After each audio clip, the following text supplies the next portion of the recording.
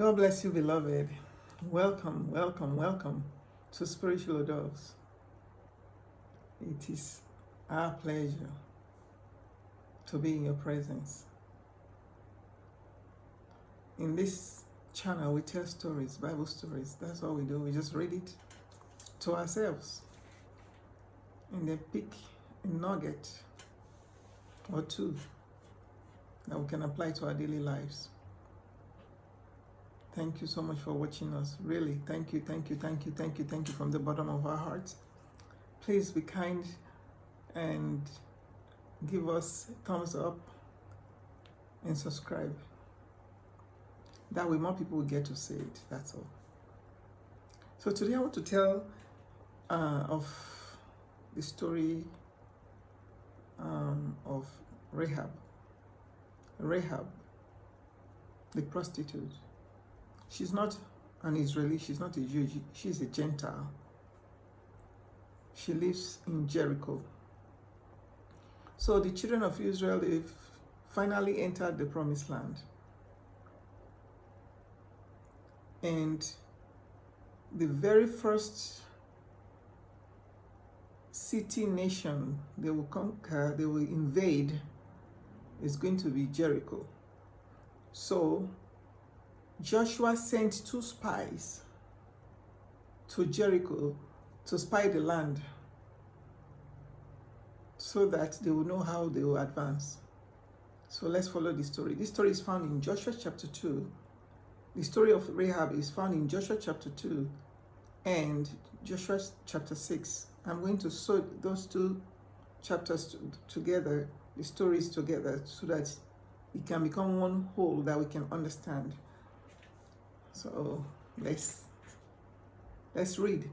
Then Joshua sent 2 spies from the Israeli camp at Acacia to cross the river and check out the situation on the other side, especially at Jericho.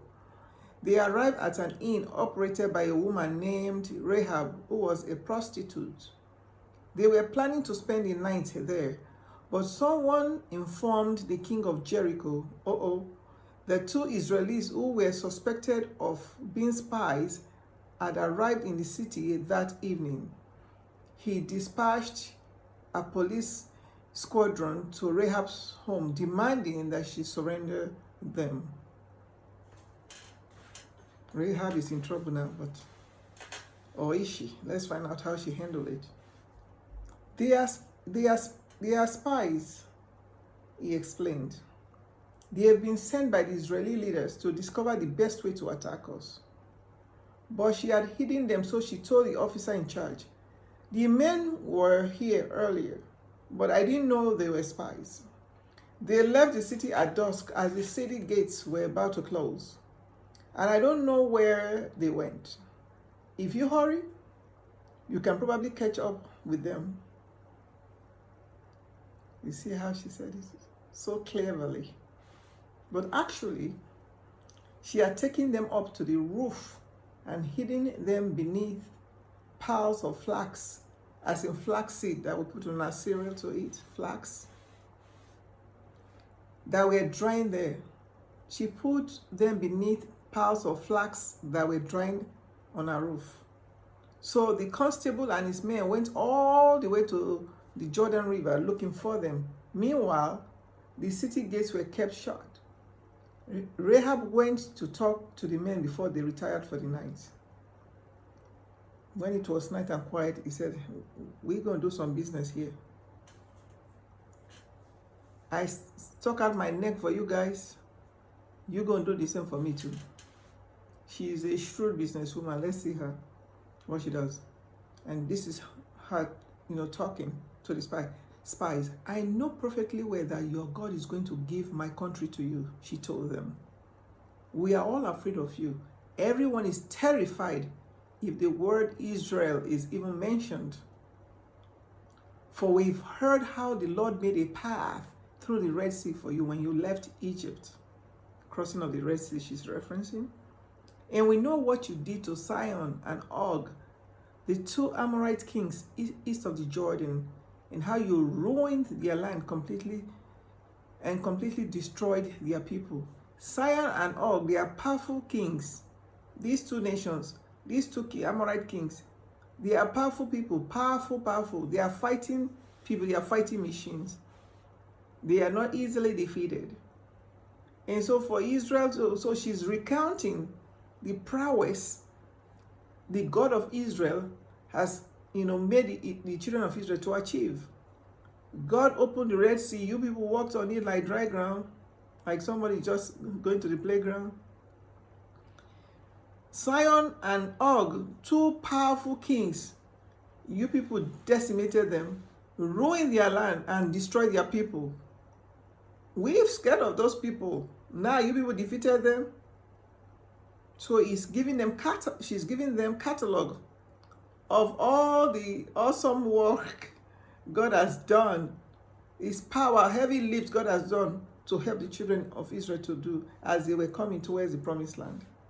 He said, no wonder we are afraid of you. Look at all this monumental stuff God has done for you guys.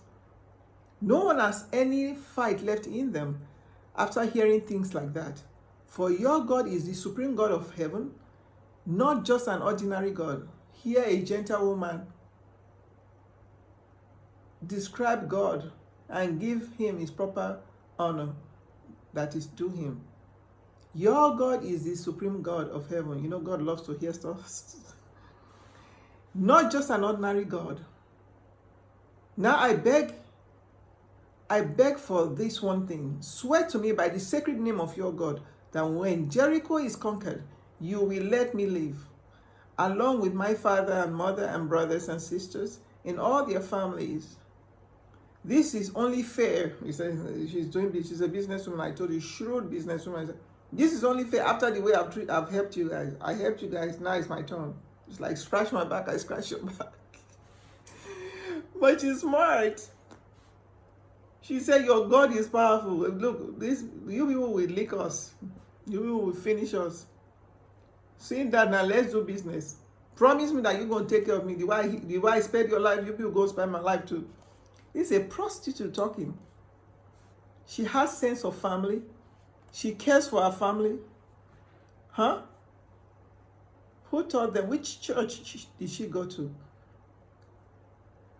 Look at how she's talking about God. You think God is happy? I can't bet. Please, let me go back again. For your God is the supreme God of heaven, not just an ordinary God. God said, just for saying that, that's it. Now I beg this one thing, swear to me by the sacred name of your God. He had reference for God. He honored God. You think God will honor her? Let's find out. So it's only fair. I saved your life, you're going to save my family's life. The men agreed. Yes. He said, if you won't betray us, we'll see to it that you and your family aren't harmed, they promise. We'll defend you with our lives.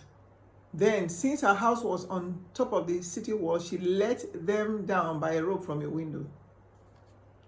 Escape to the mountains, she told them. Hide there for 3 days until the men who are searching for you have returned. Then go on your way.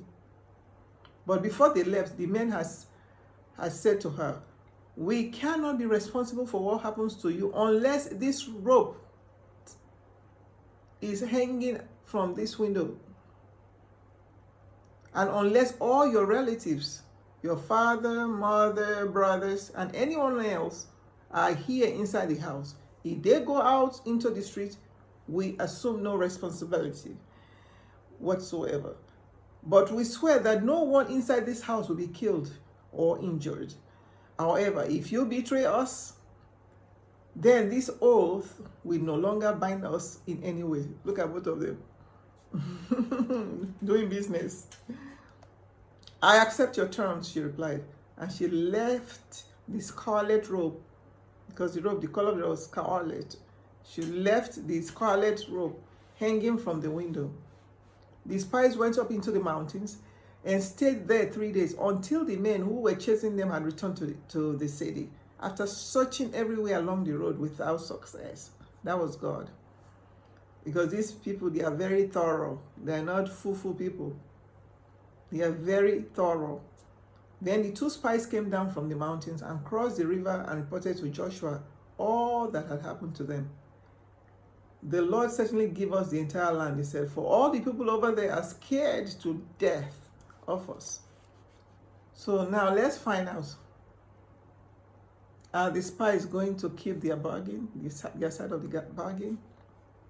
So we're going to go with hopscotch into chapter 6 of Joshua. And let's go. The gates of Jericho were kept tightly shut because the people were afraid of the Israelis. No one was allowed to go in or out.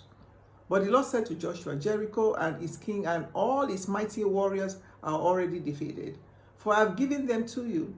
Your entire army is to walk around the city once a day for 6 days, followed by 7 priests walking ahead of the ark, each carrying a trumpet made from ram's horn. On the 7th day, you are to walk around the city 7 times, with the priests blowing their trumpets. Then when they give one long loud blast, all the people are to give a mighty shout, and the walls of the city will fall down.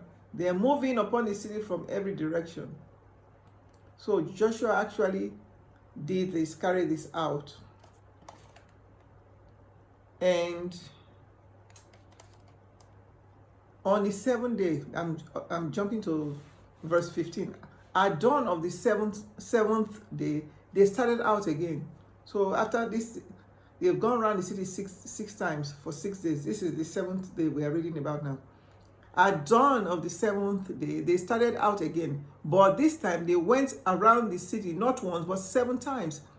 The seventh time, as the priest blew a long, loud trumpet blast, Joshua yelled to the people, shout! The Lord has given us the city. He has told them previously, kill everyone except Rahab. This is where I'm coming to now. He had told them previously, kill everyone except Rahab the prostitute and anyone in her house, for she protected our spies. Don't take any loot, for everything is to be destroyed. If it isn't, disaster will fall upon the entire nation of Israel. But all the silver and gold and the utensils of bronze and iron will be dedicated to the Lord and must be brought into his treasury. So when the people heard the trumpet blast, they shouted as loud as they could, and suddenly the walls of Jericho crumbled and fell before them. And the people of Israel poured into the city from every side and captured it. Verse 22. Meanwhile, Joshua had said to the 2 spies, keep your promise. So they kept their promise. Joshua said, keep your promise. Go and rescue the prostitute and everyone with her. The young men found her and rescued her along with her father, mother, brothers, and other relatives who were with her. Arrangements were made for them to live outside the camp of Israel. Then the Israelis burned the city and everything in it, except that the silver, gold, and bronze and iron utensils were kept for the Lord's treasury. Thus, Joshua saved Rahab the prostitute and her relatives who were with her in the house, and they still live among the Israelites because she hid the spies sent to Jericho by Joshua. I'll stop here. There's so much to unpack here. The takeaway, look at this woman is saved the moment she begins to declare about the God of Israel. Because whenever you praise God, he will